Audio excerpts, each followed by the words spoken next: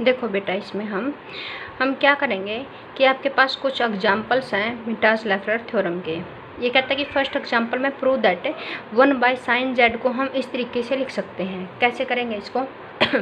मान लें कि एफ जेड हमारे पास फंक्शन है साइन 1/sin z। इस 1/z को इधर ले आओ, तो 1/z को इधर लेके आएंगे तो साइन 1/sin z माइनस का 1/z को यदि ये सीरीज कंप्लीट प्रूव कर देंगे कि ये वैल्यू इसके इक्वल है, तो साइन की वैल्यू 1/z उधर चला जाएगा, तो ये वाली सीरीज हो जाएगी।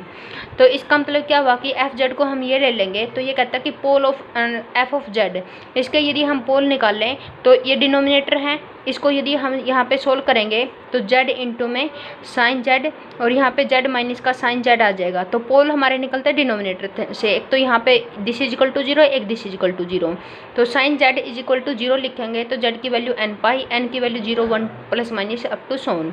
ये कहता है but z is equal to 0 is not a pole of f of z, कि कहता है कि n इज इक्वल टू 0 इसका पोल नहीं रहेगा। क्यों नहीं रहेगा? क्योंकि हमने इसकी लिमिट पुट करके देखी। यदि आपके पास limit z approach to 0 F of z, इसको तुम सोल्व करोगे तो ये आपके पास क्या आ जाएगी? 0 आ जाएगी। 0 का मतलब एक फाइनेट क्वांटिटी। और यदि आफ्टर लिमिट पुट करने के बाद एफ जेड की वैल्यू एक फाइनेट क्वांटिटी आ जाती है, तो इसका मतलब क्या होगा? वो रिमूवेबल सिंगुलरिटी में चला जाएगा। तो n इज इक्वल टू 0 तो रिमूवेबल सिंगुलरिटी हो गया, तो पोल कौन से बच गए? Plus minus 1, plus minus 2, plus minus n up plus minus 3 up to so on। तो z is equal to n pi हो गया आपके पास। अब कहता है कि n की वैल्यू यहाँ पे ये है, n की वैल्यू 0 नहीं है, तो इसका मतलब कि z भी 0 नहीं होगा। तो अब ये कहता है कि यदि हम रेसिड्यू निकाल लें z is equal to n pi के ऊपर एफ जेड का यदि हम रेसिड्यू निकाल लें इसके ऊपर, तो ये रेसिड्यू की वैल्यू आपको निकालनी आती है और रेसिड्यू की वैल्यू लास्ट में आ जाएगी -1 की पावर n तक।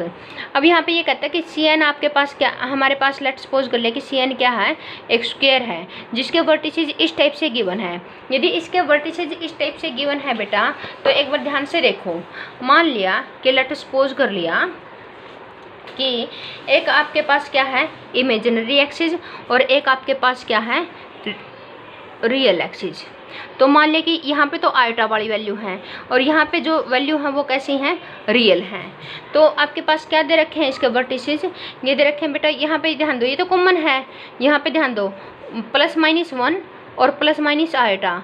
इसका मतलब कि यहाँ पे अगर इन वर्टिसेस की बात करें तो ये 4 वर्टिसेस हैं according to change your sign. कैसे? दोनों प्लस के लोगे तो फर्स्ट क्वाड्रेंट में आएगा, और यदि आप x को नेगेटिव और y को पॉजिटिव लोगे, यानी आइटा को पॉजिटिव लोगे, तो आपके पास यहाँ पे आएगा फिर x नेगेटिव y नेगेटिव, यानी x नेगेटिव और आइटा वाली फॉर्म यानी इमेजिनरी पार्ट दोनों नेगेटिव, तो थर्ड क्वाड्रेंट। और यदि आपके पास x पॉजिटिव और y नेगेटिव मतलब कि इमेजिनरी पार्ट नेगेटिव रहेगा, तो ये फोर्थ क्वाड्रेंट में आ जाएगा। तो इस टाइप से 4 वर्टिसेस आएंगे। इसकी वैल्यू क्या रहेगी? देखो ये तो कॉमन है, पाई इंटू में n प्लस 1/2, ये तो कॉमन है, और ये दोनों प्लस के हो जाएंगे 1 प्लस का आइटा। यहाँ पे क्या रहने वाली है? पाई n प्लस का 1/2 और 1 माइनस का आइटा, इस टाइप से। और यहाँ पे क्या रहने वाली है? पाई n प्लस का 1/2 और x देखो नेगेटिव, y भी नेगेटिव, तो माइनस का 1 माइनस का आइटा। और यहाँ पे क्या रहने वाली है? पाई इंटू में n प्लस का 1/2, यहाँ पे x की वैल्यू पॉजिटिव, y की वैल्यू नेगेटिव, यानी 1 माइनस का आइटा। तो इस टाइप से ये 4 वर्टिसेस आ गए बेटा आपके पास। ये 4 वर्टिसेस किसके आ गए? स्क्वायर के आ गए। तो ये स्क्वायर बन गया आपके पास, ये इस टाइप से स्क्वायर बन गया। यहाँ पे ये कहता कि ये ओरिजिन की तरह ट्रीट करेगा, यानी ये क्या है? एक्स एक्सिस हैं, और ये क्या है? इमेजिनरी एक्सिस यानी y axis, imaginary axis y axis, इस टाइप से। तो ये बन गया आपके पास स्क्वायर।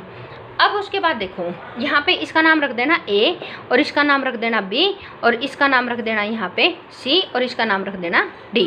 तो a b c d, इस टाइप से a b c d आपके पास ये क्या आ गया? स्क्वायर आ गया। भले ही यहाँ पे लिख देना कि CN a square a b c d with vertices, यहाँ पे लिख देना कि विद वर्टिसेस एट दिस। ये कहता है कि सेंटर जो है, मतलब कि स्क्वायर का जो सेंटर है, यहाँ पे जो इसका सेंटर है वो क्या है? ओरिजिन है।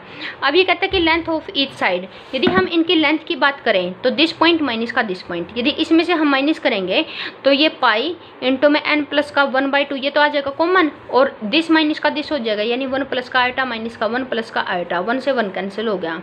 तो देयरफॉर यहाँ पे ये कितना आ गया 2 आयोटा, यहाँ पे ये कितना आ गया 2 आयोटा, और यहाँ पे यानी 2 पाई n प्लस का 1/2 इंटू में आयोटा। और इसकी लेंथ की बात करें तो मोड की बात करते हैं, और मोड की बात करें तो आयोटा का मोड हमेशा 1 होता है, तो लेंथ कितनी आ जाएगी 2 पाई n प्लस का 1/2। ये कहता है कि 2 को अंदर ले जाओ तो पाई इंटू में 2n प्लस का 1, तो पाई इंटू में 2n प्लस का 1 इसकी क्या आ जाएगी लेंथ आ जाएगी। ये किसकी लेंथ है ये बेटा मैंने ए डी की निकाली है, जो ए डी की निकलेगी वही ए बी की, बी सी की और सी डी की निकल जाएगी, क्योंकि स्क्वायर है, स्क्वायर की सारी साइड्स क्या होती हैं इक्वल होती हैं।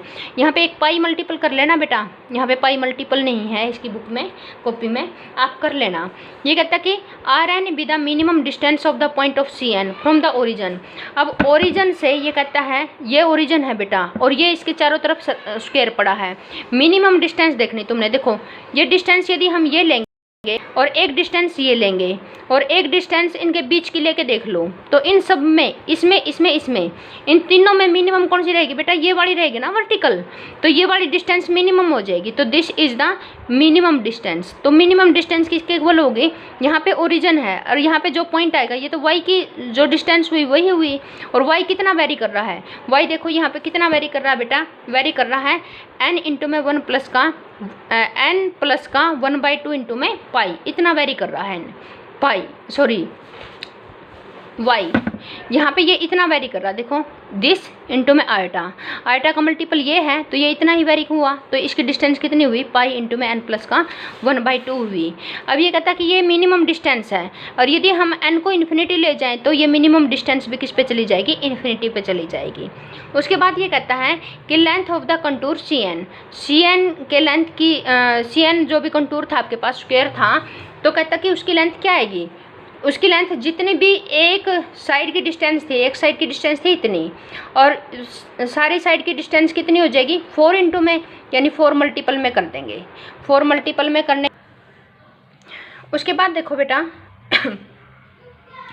यहाँ पे 4 इंटू में 2n प्लस का 1 पाई, यानी ये लेंथ आ गई किसकी पूरे मतलब कि पूरे स्क्वायर की लेंथ आ गई चारों साइड की, 4 इंटू में एक साइड की लेंथ कर देंगे।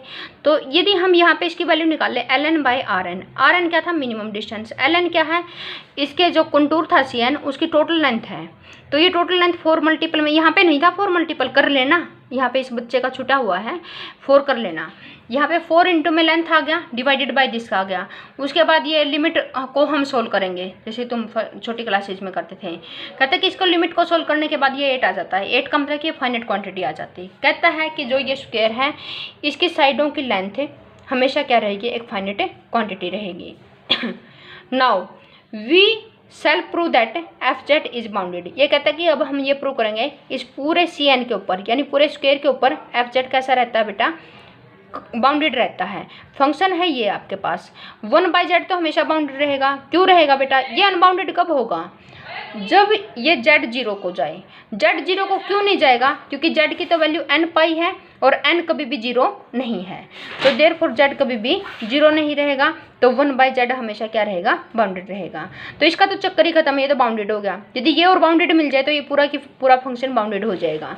तो अब हम क्या प्रूव करेंगे कि 1/sin z भी क्या है बाउंडेड है। 1/sin z मतलब कोसिकेंट z भी क्या है बाउंडेड है किसके ऊपर cn के ऊपर। उसके बाद ये टोटल ये वर्टिस ये ले ली हमने line A B and C D. A B और सी डी लाइन देखो अब कहाँ पे है, देखो ये ए बी लाइन है और ये सी डी लाइन है।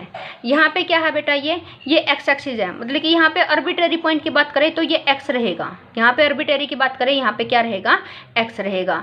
यदि हम इस पॉइंट की बात करें तो एक्स की तो वैल्यू वही रहेगी जो नीचे थी, वही सेम है क्योंकि हमने स्ट्रेट लाइन खींच ली, तो एक्स तो यहाँ पे सेम रहा। अब एक्स के अंदर क्या प्लस हो गया, एक्स के अंदर प्लस हो गया जो ये हाइट है, ये हाइट और प्लस हो गई। जो यहाँ पे x की वैल्यू थी उसमें इसकी हाइट और ऐड हो जाएगी। हाइट कितनी है बेटा, हाइट कितनी है, हाइट है आपके पास इसकी और इसकी हाइट कितनी है बेटा पाई इंटू में n प्लस का 1/2 इंटू में आयोटा। कहने का मतलब कि x में प्लस करेंगे तो ये पॉइंट यहाँ पे चला जाएगा, माइनस करेंगे तो नीचे आ जाएगा। तो ये बात है। अब ये कहता है यदि हम x के अंदर प्लस कर देंगे ये वैल्यू तो ए बी पॉइंट के ए बी लाइन के ऊपर चला जाएगा, और यदि हम माइनस कर देंगे तो नीचे वाली लाइन यानी सी डी लाइन के ऊपर आ जाएगा।